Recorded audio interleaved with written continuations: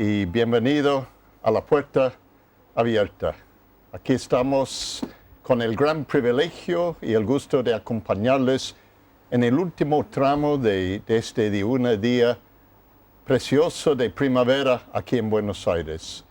Un día de una semana de elecciones, de fallo en la Corte Suprema, pero para algunos de nosotros un día de festejo porque ganó Tottenham Hotspur por penales. Entonces hoy estamos de festejo, ¿no? Entonces después vamos a dar gracias por la victoria de Tottenham Hotspur hoy en un partido bastante importante. Hay que recordar, queridos, que el fútbol no es cosa de vida y muerte. Es algo muchísimo más importante que eso. Mencioné que estamos en una semana de elecciones, de fallos en el Corte Supremo, que son importantes, pero quiero recordarles al iniciar este momento juntos que la situación humana no va a ser resuelto por políticos, economistas, jueces, por todo lo que ellos hacen es de gran, o puede ser de gran ayuda. Los problemas de este mundo, los conflictos, la corrupción, los problemas económicos, todo lo que es nuestra realidad de día en día, la inseguridad, son resultado de un problema que nosotros, los seres humanos, tenemos porque no estamos en paz con nuestro Creador. Y el hecho de que el ser humano no tiene paz con Dios, quiere decir que no tiene paz con sí mismo. Y no teniendo paz con sí mismo, no tiene paz con otros. La única respuesta, la única esperanza para la raza humana se llama Jesucristo. La semana pasada me pidieron cantar y canté una canción en inglés y me pidieron traducir la letra. La letra dice, tenés un amigo. Empieza la letra de la canción, dice, cuando estás de abajo, cuando no tenés paz, cuando todo te sale mal, llámame y yo voy a estar para traer luz a la noche más oscura. ¿Quién dice eso? Jesucristo. Entonces, mientras que compartimos este programa, no olviden que hay una respuesta y la respuesta se llama Jesucristo. Ahora esta noche nos toca un tema sumamente importante. El tema que vamos a considerar es cómo debe ser la iglesia del siglo XXI. Todos sabemos que la iglesia viene con 2000 años de historia, pero hoy hablamos un idioma. Hoy tenemos una cultura que no es la cultura de mis abuelos ni de mis padres. Y si la iglesia va a tener relevancia, si va a tener sentido común en una generación, tenemos que hablar con el lenguaje de hoy. Por eso hemos invitado los 3 pastores más nuevos de la iglesia anglicana aquí en Argentina. Entonces damos una bienvenida muy cálida. Nicolás Hilding Olsen, Janina Stricker y Francisco Luteral. O mejor dicho, Nico, Gianni y Fran. Bienvenidos. Gracias. Y gracias por ponerle el uniforme. Parecen los 3 monitos ahí. Uno tiene que hacer así, otro así. Bienvenidos. Nico, Hilding Olsen, ¿de dónde sale Hilding Olsen? ¿Qué es Hilding Olsen? Hilding Olsen es un apellido sueco porque mi familia es de Suecia, mi bisabuelo vino a Buenos Aires igual que la mayoría de los inmigrantes a los 16 años. Llegaba acá sin nada, su primera noche la pasó en un banco en la Plaza de Mayo y ahí empezó a trabajar en la Plaza de Mayo mismo ayudando con las luces y bueno, de ahí llegó mi familia acá a Buenos Aires. Hilding Olsen, vos argentino. 100%. ¿De qué equipo? River Plate. Nadie es perfecto, ¿no? Gianni, Stricker, ¿de dónde viene Stricker? Es un apellido alemán. Mi familia es descendiente de alemanes que se llaman alemanes del Volga. Son alemanes que emigraron a Rusia y por una situación que se vivió allá, histórica, económica, problemas, fueron emigrando a distintas partes del mundo y bueno, mis bisabuelos vinieron a Argentina. Y aquí están. Y acá estamos. La familia Stricker. Sí. Argentina vos. Como Nico, 100%. Argentino, Argentina. Fran, También Luteral. argentino. ¿De dónde viene Luteral? Es de origen irlandés y hace varias generaciones atrás llegaron algunos colonos irlandeses, entre ellos un luteral, Sí. y bueno, y ahí arrancó. Pero Ahí ya viene. hace varias generaciones que Ahí. luteral son todos argentinos. Entonces, argentino. Sí. Así es Argentina, ¿no es cierto? Aquí estamos. Un inglés, como es Hilding Sueco. Olsen Day, sueco, alemán, irlandés. Aquí hay con nosotros en el programa italiano, español. Eso es Argentina.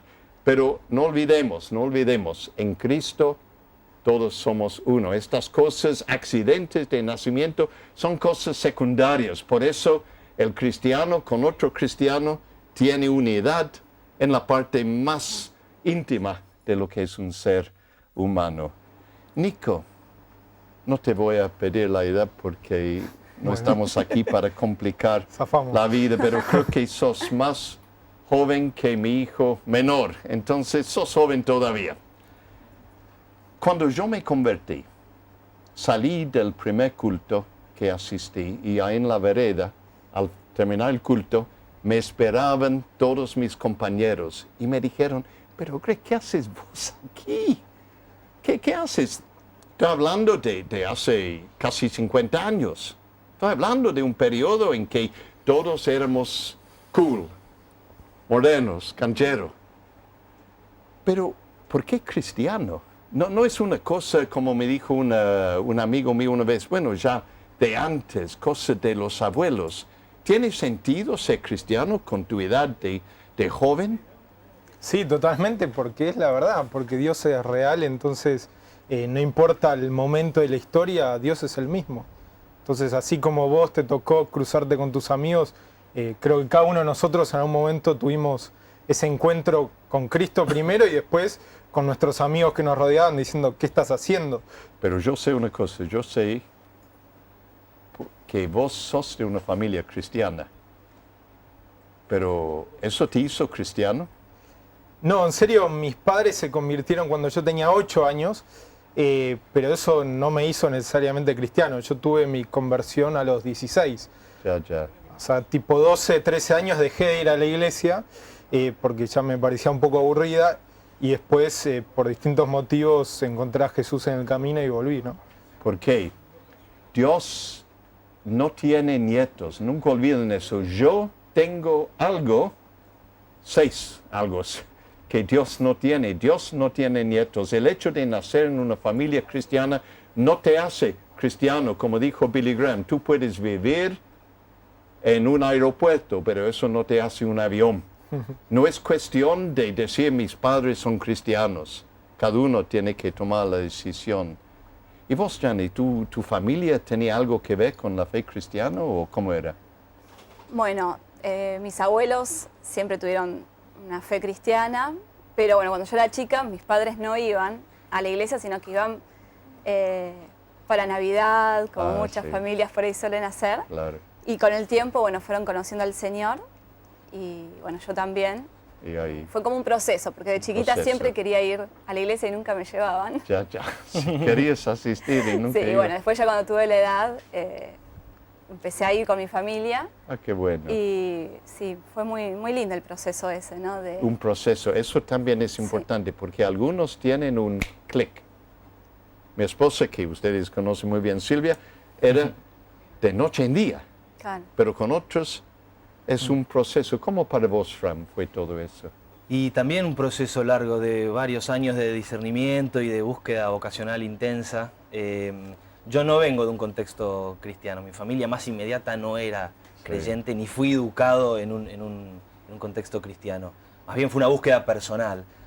Yo tengo abuelas, tenía una abuela que era muy creyente, pero mi familia más inmediata no lo era. Y bueno, a algo personal mío empecé a buscar y llegué a la iglesia, pero no lo mamé. No, es una cosa que tú de a poco ibas a... Sí. Ahora, cuando vos anunciaste que te ibas a ser pastor, Sí. ¿Cómo fue la reacción de tu familia? ¿Cómo reaccionaron? Bueno, es curioso que lo menciones. En realidad, yo lo tenía muy presente en la cabeza y en mi corazón, pero no lo había podido verbalizar. Hasta que una conversación con mi padre en familia, comiendo con mis hermanos y mi papá, él un poco empujándome casi a que termine de decirlo, pero vos querés, Fran, ser pastor. Ah, Y cuando él lo verbalizó, yo pude empezar a cristalizar la idea, ¿no? Y dije, sí, gotcha. creo que sí. A veces uno necesita que alguien Sí. le dé un empujoncito final. Aunque uno Es así. viene madurando y gestando la idea, Claro. a veces toma forma cuando alguien te ayuda.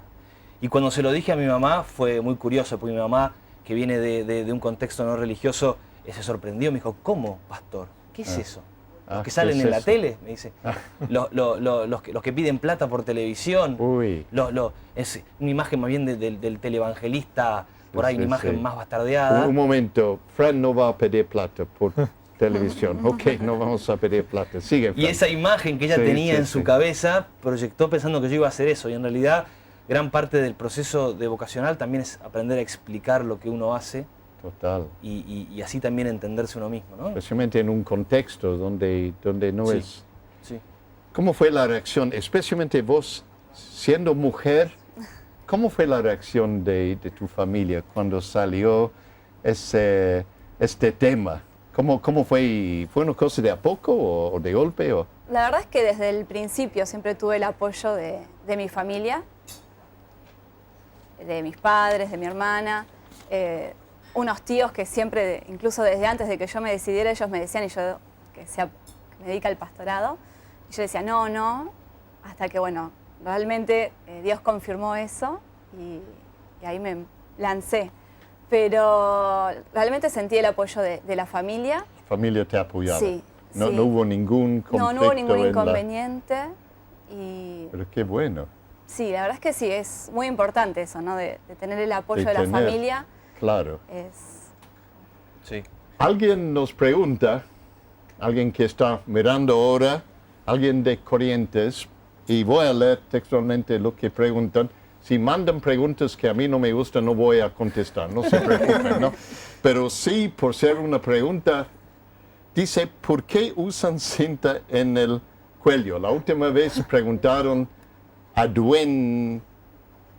ayúdame con mi castellano, chico. Ok. Aduende o algo así. El atuendo. Atuendo. Atuendo. Mire, yo expliqué, voy a volver a explicar sin tomar mucho tiempo.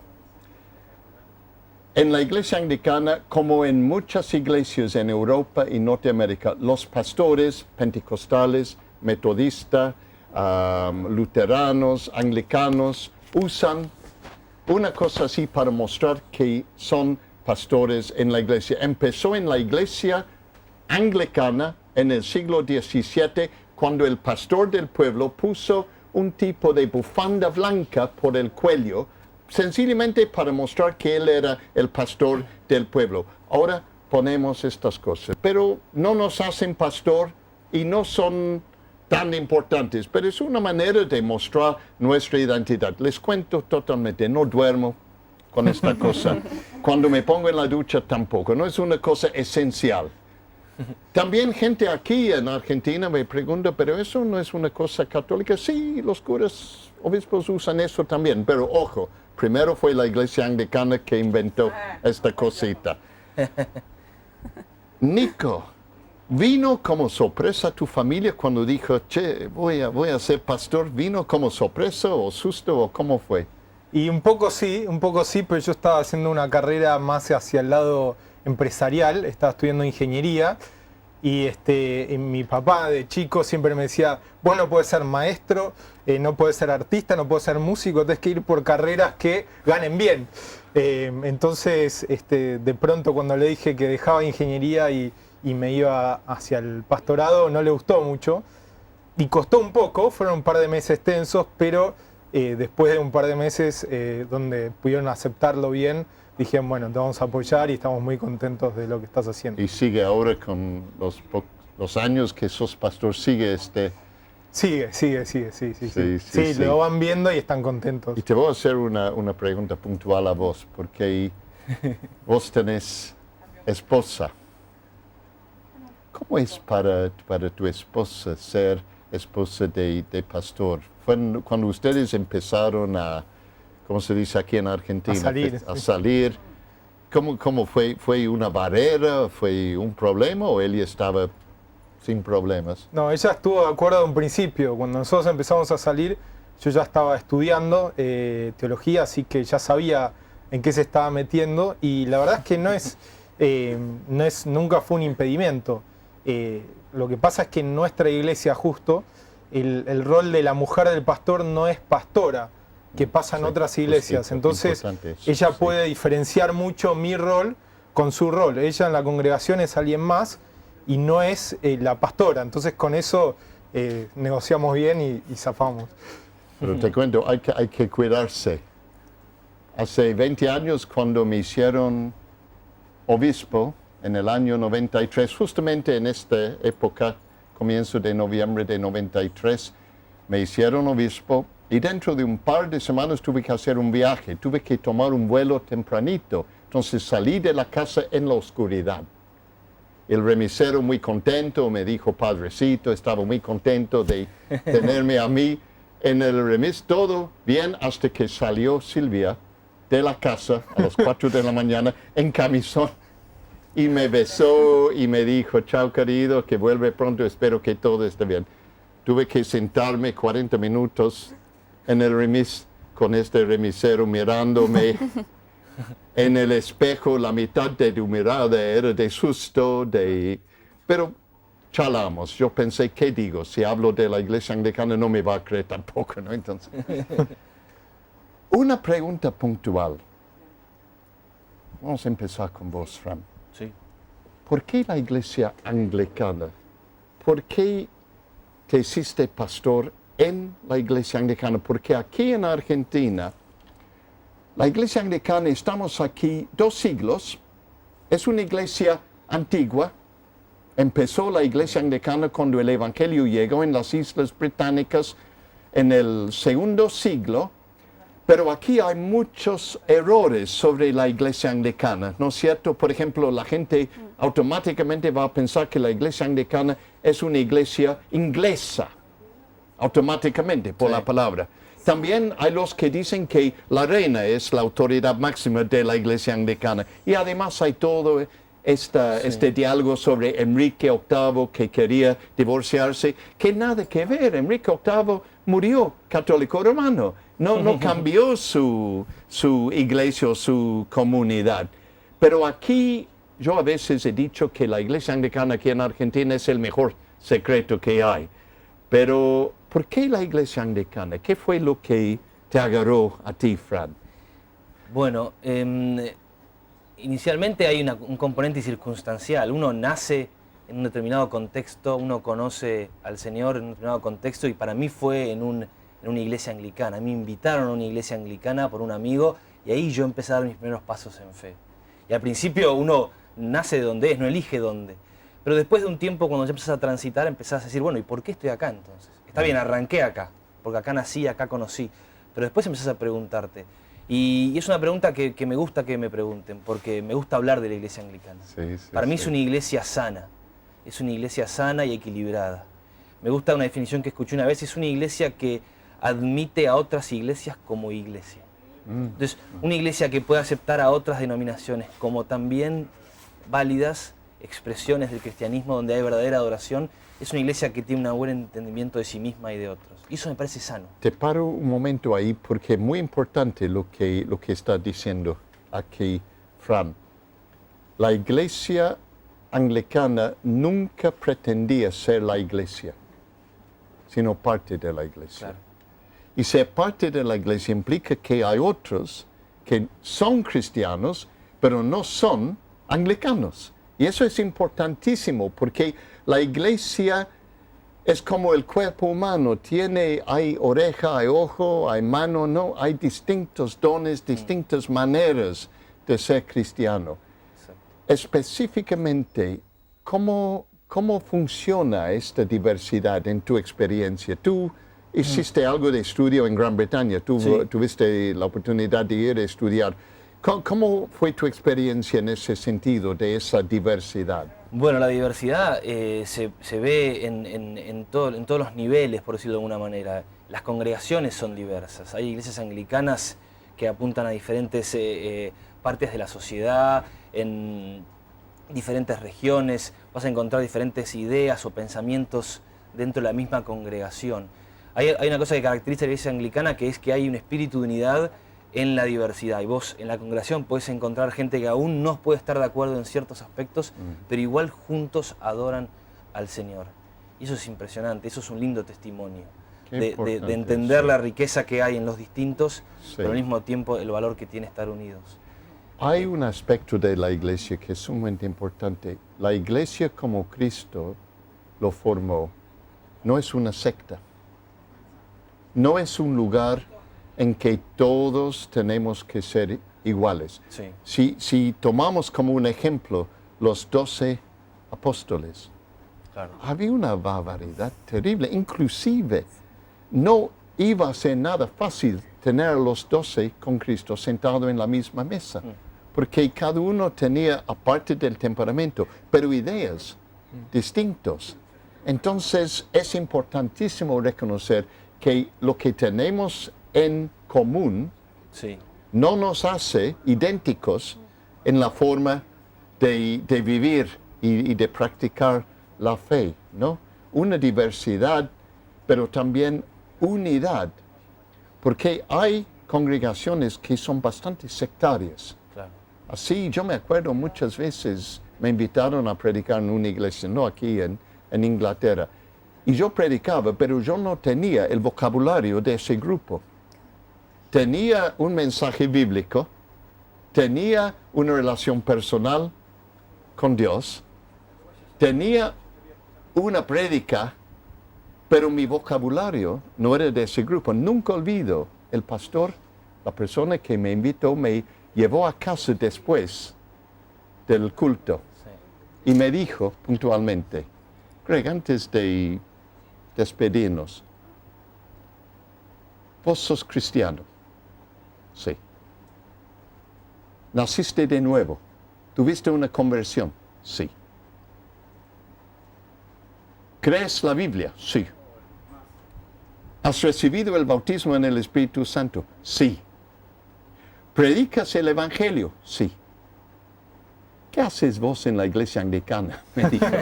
Así como no podía poner las dos cosas juntas. Y eso por su ignorancia Sí. de lo que somos, ¿no? A mí me sirvió mucho cuando yo arranqué mi búsqueda vocacional y espiritual. Yo quise ser siempre muy honesto conmigo mismo, ¿no? Y no atravesar, no meterme en cosas que después terminaba repitiendo fórmulas, cosas que no sentía o creía. Y en la iglesia anglicana encontré un espacio donde poder ser honesto en el proceso. Y no solamente honestos, sino respetuosos, otros respetuosos de mi búsqueda y mi expresión. Al haber diversidad se permiten esas posiciones donde vos podés tomarte un tiempo para llegar a un punto. Y hay una cosa en la iglesia también, lo que vos mencionaste, que uno tiene que sentir la capacidad de ser honesto. Porque tenemos el costumbre de decir, che, ¿cómo estás? Al pelo, perfecto, excelente, ¿no? Pero ¿dónde voy Sí. cuando me siento mal? ¿Dónde voy cuando estoy peleando con una tentación y no sé cómo salir? ¿Dónde voy cuando he fracasado? Claro. Ahí son preguntas importantísimas para poder hacer. Hay que buscar una comunidad donde uno puede practicar la fe, pero con transparencia y honestidad. Gracias por acompañarnos en este último tramo del día para todos nosotros. Invitamos a ustedes a llamar aquí al canal con sus preguntas, con sus consultas. El número ahí está, 4568-6452, 4568-6667, no se preocupen por el 666, se sigue por el 7. Y para mensajes de texto, si ustedes manejan texto, 156041-3585, y ahí aparecen en la pantalla. Por favor, sus preguntas y también comentarios. Gianni, Iglesia Anglicana, familia originalmente alemán, una familia que vos querías asistir a la iglesia y no siempre podías asistir a la iglesia. ¿Anglicana? ¿Por qué? Sí, fue raro en la familia, que es anglicana, fue la pregunta. Yo estaba ya iba a otra iglesia y por diversos motivos quería buscar otra iglesia, otra comunidad. Y un amigo del seminario me invitó y fui 2 reuniones y dije, bueno, averigüé un poco, dije, me quedo acá. Y una de las cosas que me gustó fue en los cultos, la comunión entre todos. Me parece que hoy en día vivimos en una sociedad muy individualista, ¿no? Que eso también repercute en nuestra fe.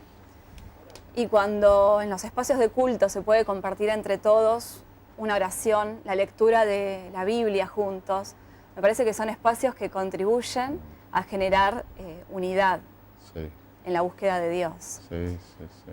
Otra de las cosas, es un poco también de la mano de lo que decía Fran, es esto de ser honesto, de poder decir, estoy mal, Sí, y no ser juzgado, sino ser Sí. acompañado sí. y fortalecido en esa situación. Fue algo que me impactó mucho porque no se suele ver en todos los lugares, Sí, ¿no? sí, sí, sí. Y Pero qué bien, qué bien. En un momento sentiste la necesidad de, porque vos sos parte de la iglesia anglicana de joven, ¿no? Sí, sí. La verdad que nunca sentí la necesidad de irme y es más, yo soy muy evangélico, tal vez con tendencia más carismática, así que me sentiría cómodo cualquier iglesia evangélica, pentecostal, estaría feliz y sin ningún problema. Y me acuerdo que cuando estábamos en el proceso de ordenación, vos me preguntaste específicamente, Nico, ¿por qué querés estar acá y no irte a una iglesia evangélica? Si pensás igual que cualquier evangélico, que cualquier pentecostal y te movés igual allá. Y yo en ese momento, y lo sigo pensando, pensé en 3 cosas por qué me quedo. Y uno es porque me gusta mucho la transparencia que hay en la iglesia anglicana. Nosotros todos los años presentamos todos los números de en qué se gastó cada peso, financiera, ¿no? que es una de las cosas que la sociedad reclama, ¿no? Hacia las iglesias. Transparencia, quieren saber que no somos chantas, que no usamos su plata en cualquier cosa. Eso por un lado. Por otro lado, a nivel misiológico, a nivel misión, la iglesia anglicana, para alguien que es católico, vivimos en un país católico, la iglesia anglicana es mucho más parecida en cierta forma. Entran, ven el cuellito, ven algunas cosas que les son familiares, y entonces a nivel misión, como misión de Cristo en la tierra, es más fácil llegar a la gente con la iglesia anglicana. Y la tercera cosa que me gusta mucho, tiene que ver con lo que dijo Yanni, es que buscamos tener relaciones de gracia. Si una chica queda embarazada, no se va a sentir tan negada por el resto, tan juzgada. Creo que lo que prima es unas relaciones de gracia. Más allá de que conocemos la palabra de Dios, sabemos qué está bien y qué está mal, creo que no somos de juzgar tanto y eso invita a la gente de afuera. Así que mis razones principalmente tienen que ver con la misión de la iglesia acá en Argentina. Ábrenos un poquitito lo que decís de gracia. ¿Cómo ves tú lo que es la gracia? Para que todos los que tal vez alguien está mirando que no capte exactamente qué es la terminología de gracia. Bueno, la gracia tiene que ver con que la salvación es un regalo de Dios para nosotros y todo lo que nosotros hacemos después no es para ganarnos ni la salvación, ni la aceptación, ni el amor de Dios, sino que lo hacemos por amor, en respuesta a esa gracia que hemos recibido. Y cuando hablo de relaciones de gracia es tratar nosotros de tomar un rol como el de Dios frente a otros, de siempre perdonar, siempre tener los brazos abiertos y no importa lo que nos hayan hecho a nosotros, a Dios, a otros, siempre aceptarlos y darles la segunda, tercera, en 1000 oportunidad para seguir, ¿no? En una lectura hace poco en la iglesia leímos esa parte en que preguntan a Cristo, ¿cuántas veces debo perdonar a mi hermano? 7.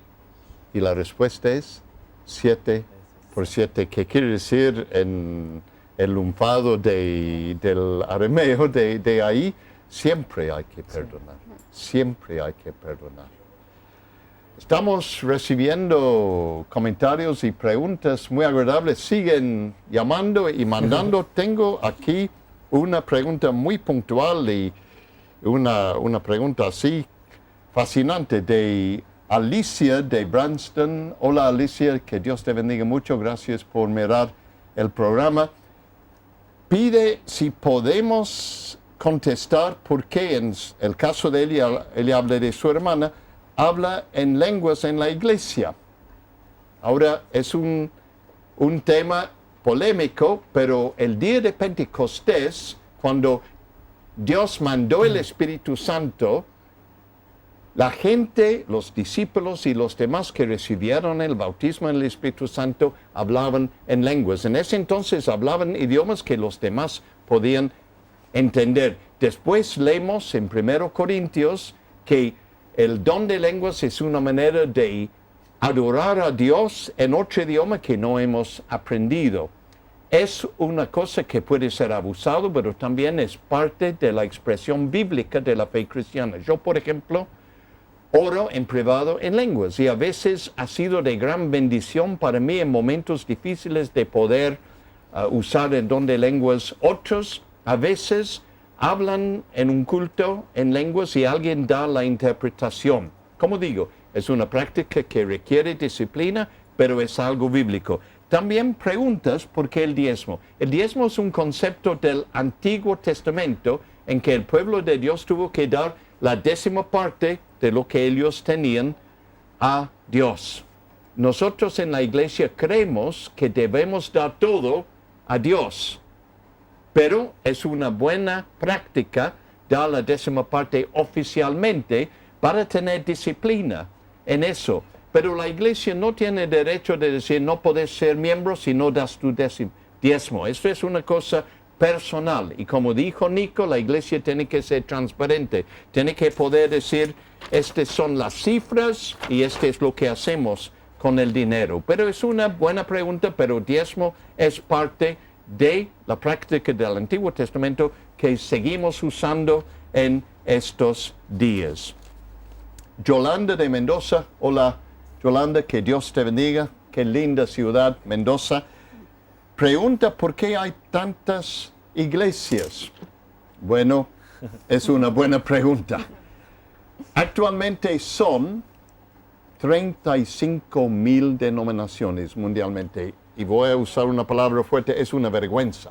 Porque hay una sola iglesia. Los que conocemos a Cristo somos de la única iglesia. A un solo Cristo, a un solo Padre, a un solo Espíritu, a un solo bautismo, a una sola fe.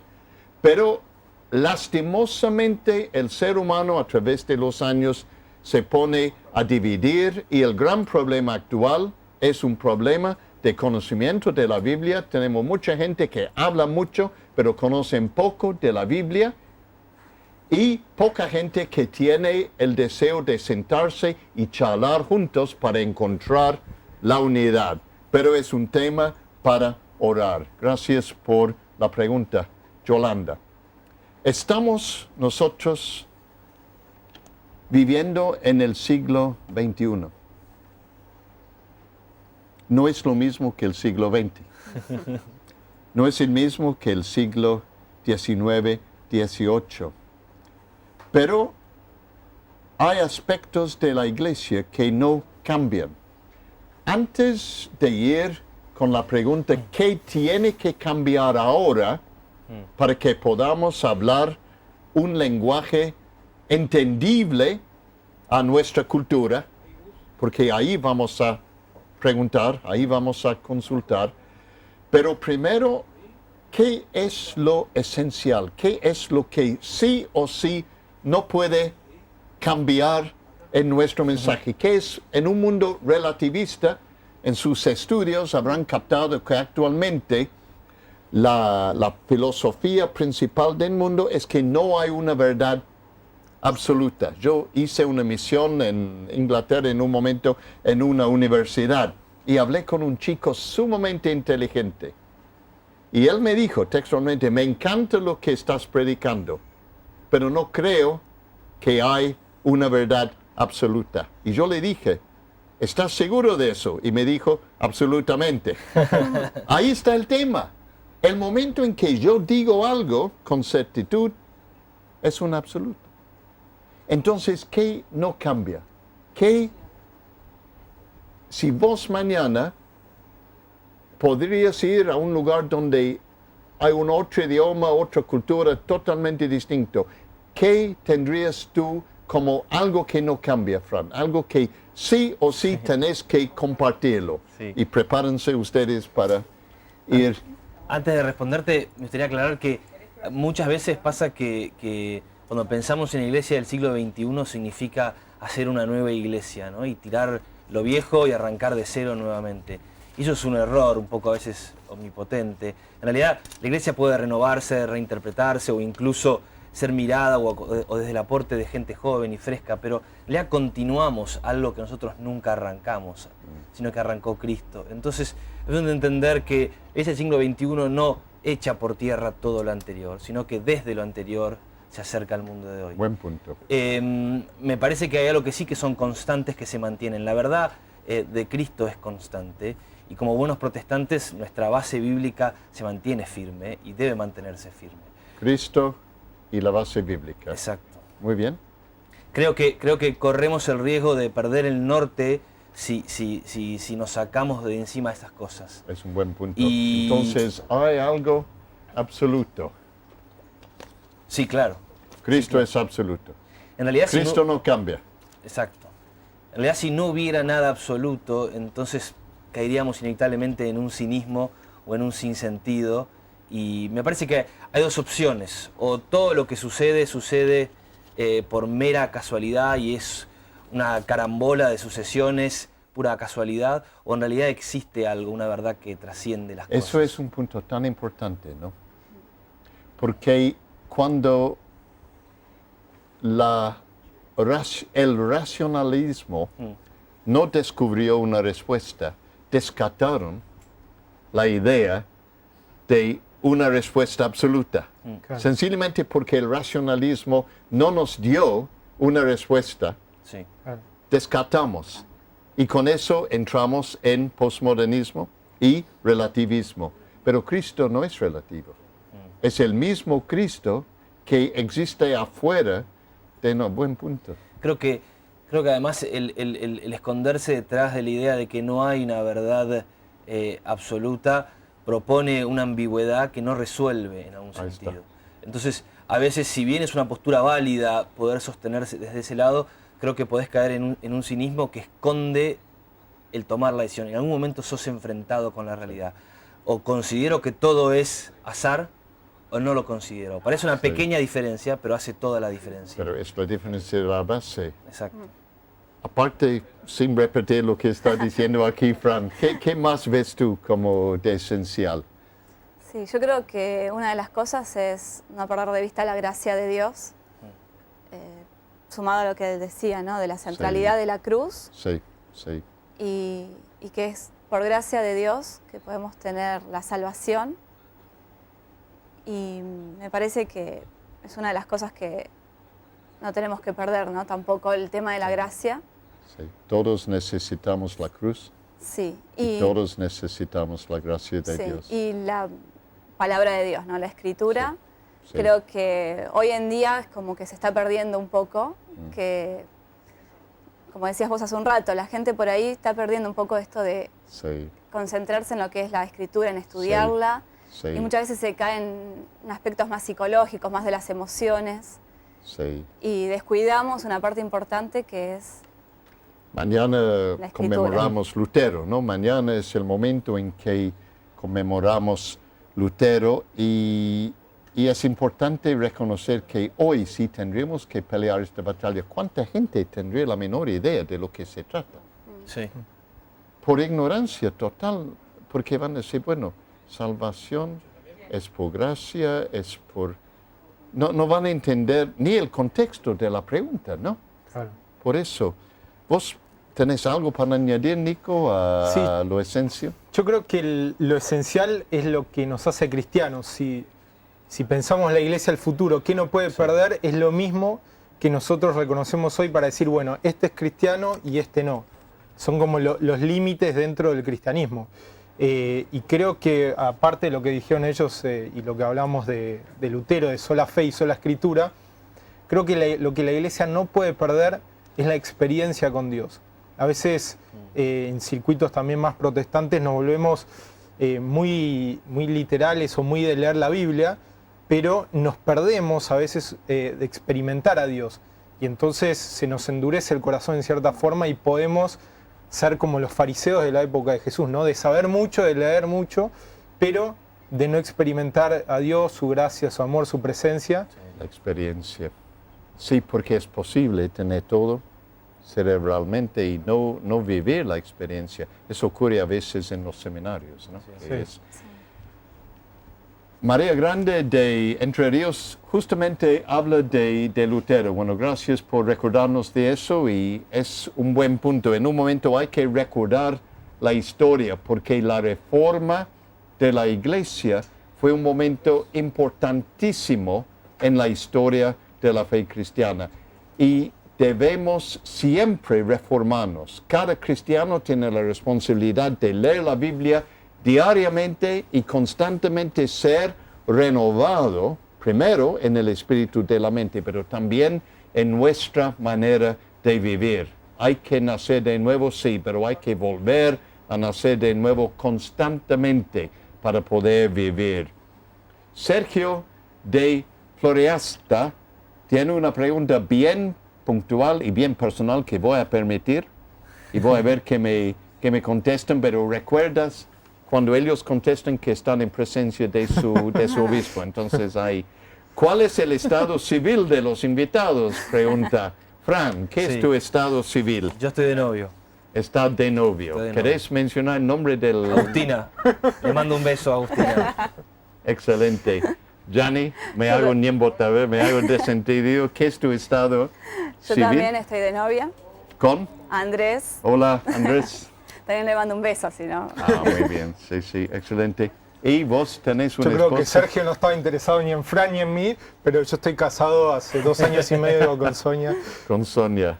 Excelente. Héctor de Santa Fe pregunta, ¿cuál es el verdadero día de reposo? Gracias por la pregunta. Yo no puedo encontrarlo. Yo busco reposar cuando puedo. Pero siendo pastor, trabajo los domingos y a veces los 6 otros días. Y siempre insisto en mi equipo que ellos tomen un día de descanso. Pero entre los judíos, el sábado fue el día. Pero en la época cristiana lo tenemos el domingo. Respetamos los que no están de acuerdo, pero la Biblia nos enseña que el domingo es el día en que la iglesia se reúne y también cuando podemos descansarnos. Después hay una pregunta de Oscar de Las Heras que pregunta dónde hay en Marcos Paz Iglesia Anglicana cerca. Vamos a buscar y vamos a ver si podemos contestar eso por mail. Si querés mandar un mail a la dirección que va a aparecer en la pantalla, por favor, Oscar de Las Heras, ahí vamos a intentar contestarlo. Escribe aquí a Nico que maneja el sitio web de la Iglesia Anglicana. Desde Córdoba, qué linda ciudad Córdoba. Tengo un yerno de Córdoba, cordobés, entonces amo mucho a Córdoba. El señor Omar pregunta si en la iglesia anglicana los pastores se acostumbran a fumar, no en la presencia de mi esposa, por lo menos. Y en mi experiencia aquí en Argentina, creo que, no estoy seguro, no creo que fuman. Tal vez uno fuma de vez en cuando. Nosotros queremos cuidar el cuerpo, por eso no, pero no hay una ley. Pero sí puedo decir que no fuman en mi presencia, que tal vez se expresa cómo es el tema. Horario del culto en la calle Crama, ahí vamos a preguntar al pastor de Crama. A las si 11. puedes. 11 de la mañana el culto en castellano. Ahí está. Un culto en inglés antes si quieres practicar el idioma de Shakespeare. Ahora, vamos puntualmente a qué en su experiencia podemos cambiar sin perder lo que somos en la iglesia. Y tal vez si siente el deseo que debemos cambiar. Es una buena pregunta, ¿no? Yo sé, voy a ser bien honesto con los televidentes. Yo tengo un umbral muy bajo al aburrimiento. Y yo en la mayoría de las iglesias voy a aburrirme fácilmente, sencillamente por el ambiente. Me cuesta concentrarme. Ahora si es una buena prédica, sí, voy a concentrarme y recibirlo. Y si es alabanza al Señor, voy a meterme en la alabanza.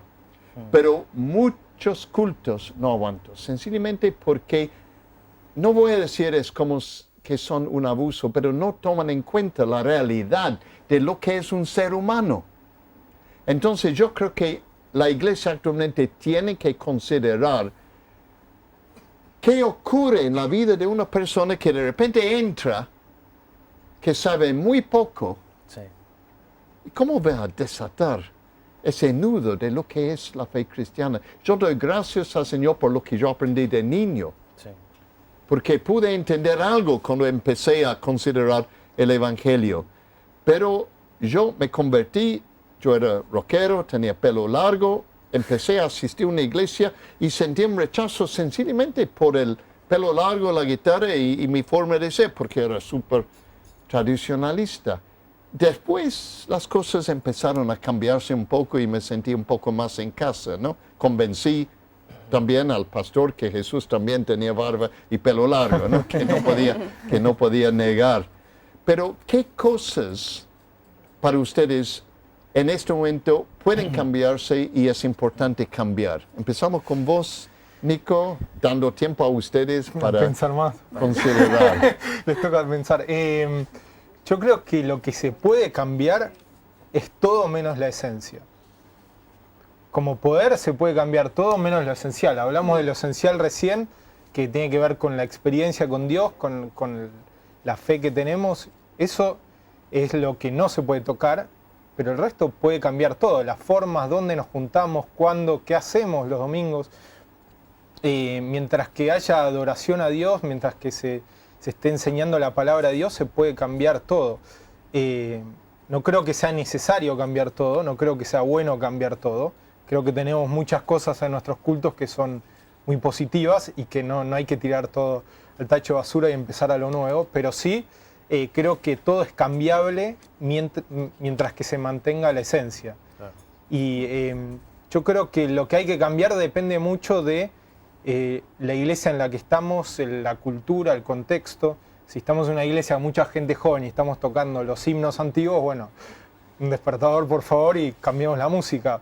Entonces creo que lo que hay que hacer es evaluar cada caso y contextualizarlo a donde está. Contextualizar. Abre un poco lo que querés decir con eso. Contextualizar. Que la iglesia hable en un idioma que la gente entiende, que cuando entre, tal vez si vos entras a una iglesia nueva y todos te dicen bendición hermano y vos venís de la calle, decís, estos están todos locos, me están hablando un idioma que no es el mío. Entonces llevar el lenguaje al lenguaje de la gente, las formas a la forma de la gente, el tipo de música que escucha la gente del barrio de la iglesia o a lo que se está apuntando, ¿no? No es lo mismo una iglesia de gente de 60 años mayoritariamente que una iglesia más joven. Sí, porque hay distintas maneras, sí. Gianni. Sí, yo comparto mucho todo de lo que dijo Nico. Creo que es una pregunta difícil porque vivimos en tiempos complicados en algunos aspectos. Creo que estamos como muy bombardeados o sumergidos en lo que es la tecnología. Entonces la capacidad de concentración hoy en día no es la misma que hace unos años atrás. Entonces de repente un culto demasiado largo, la gente se pierde en eso.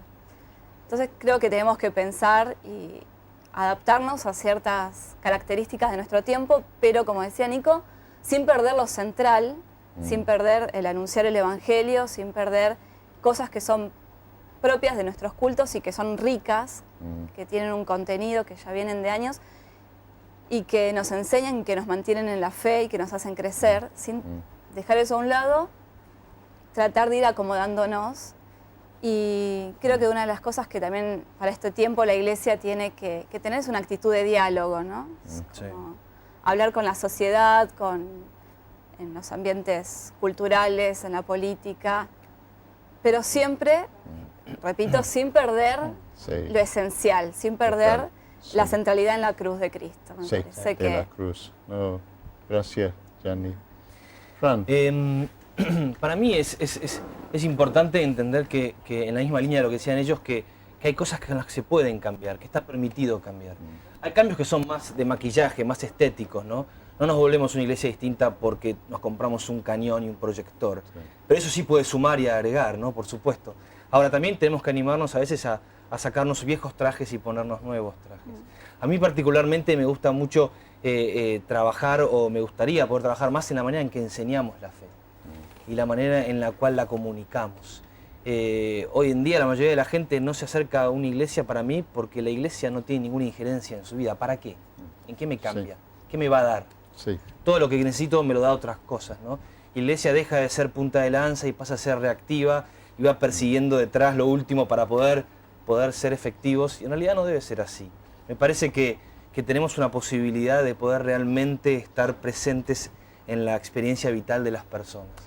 Hay una verdad en la historia de la iglesia que siempre es lo mismo, dejando a un lado las tradiciones de la gente. Yo personalmente no creo que hubo una época cristiana.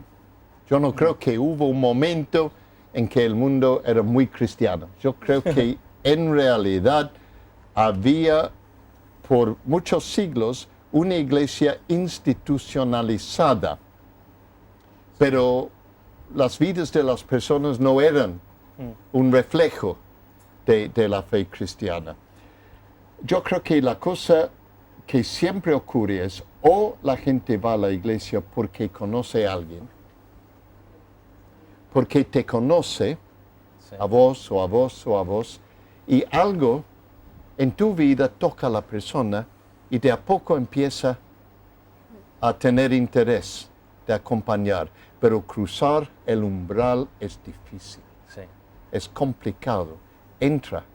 Y la otra cosa es que una persona que de repente se encuentra con lo que llamaríamos aquí un problemazo, a veces tiene una necesidad y va buscando o encontrando una manera de resolver el problema, y la iglesia extiende. Pero generalmente la iglesia no toca los que no son miembros. Ahora, vamos al tema, vamos a lo que tú dijiste. Actualmente podemos decir, usando nuestra manera, ¿qué me importa? Claro. ¿Qué me importa la fe cristiana actualmente? ¿Qué está bien, así sos vos, es tu temperamento, es tu forma de ser.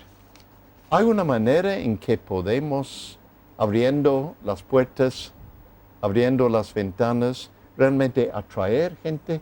¿Les parece? Si hay una manera de hacer eso.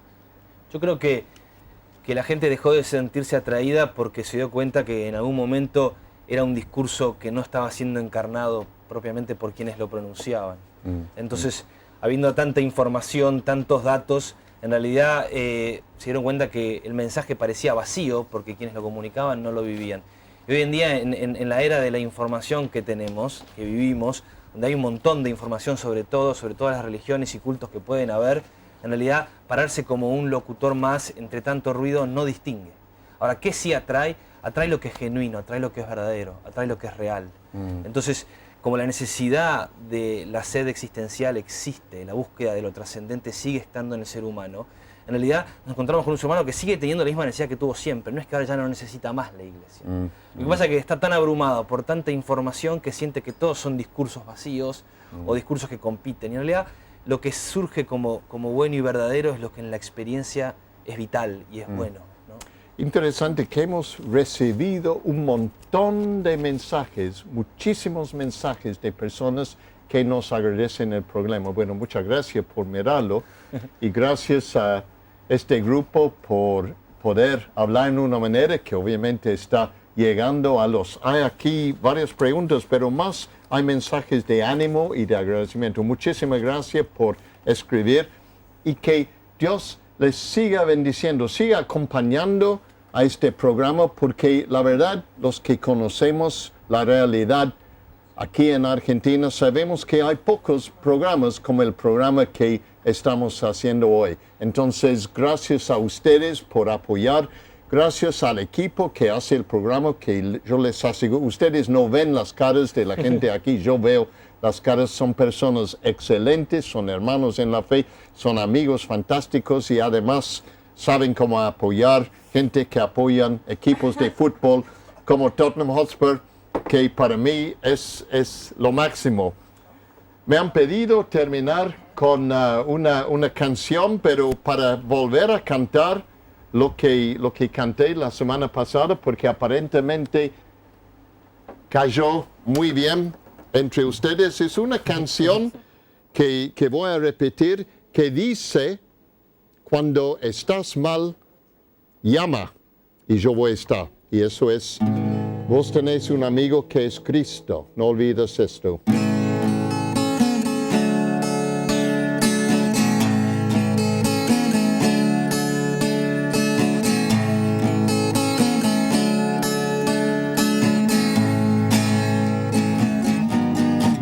When you're down in trouble and you need a helping hand, and nothing is going right. Close your eyes and think of me. Soon I will be there to brighten up, even your darkest night. You just call out my name, and you know wherever I am, I'll come running to see you again. Winter, spring, summer or fall, all you've gotta do is call, and I'll be there, yes I will. You've got a friend.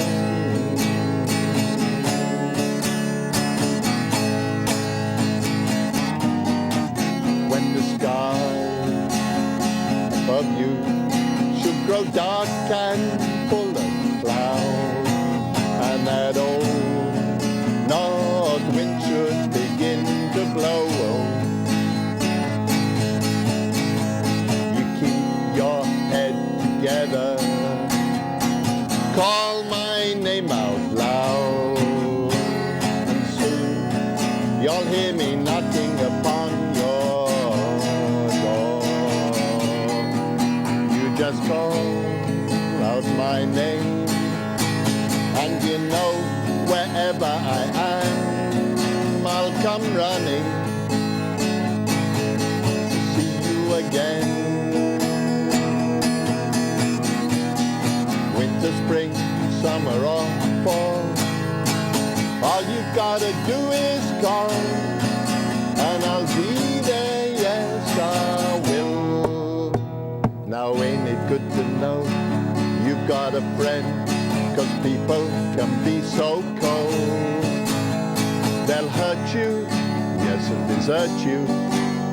They'll take your soul if you let them, oh, but don't you let them. You just call out my name, and you know wherever I am, I'll come running to see you again. Winter, spring, summer or fall, all you've gotta do is call, and I'll be there, yes I will. You've got a friend in Jesus, you've got a friend in Jesus, you've got a friend in Jesus. Ain't it good to know you've got a friend? Bueno, aquí en esta noche hemos visto 3 amigos. Muchísimas gracias, Nico. Muchísimas gracias, Gianni. Muchísimas gracias, Fran, por ser amigo, por ser hermano y por acompañarnos. Y no olviden, los que están mirando, hay un amigo más cerca que un hermano, que es Cristo. Búsquenle a Él te ama y Él está esperando que tú le busques. No lo dejes para mañana, porque no tenés mañana asegurado. Antes de dormir, pedile a Cristo, ven a tu vida, date perdón y date una nueva vida. Vas a ser transformado. Un privilegio acompañarles y que Dios les bendiga. Buenas noches.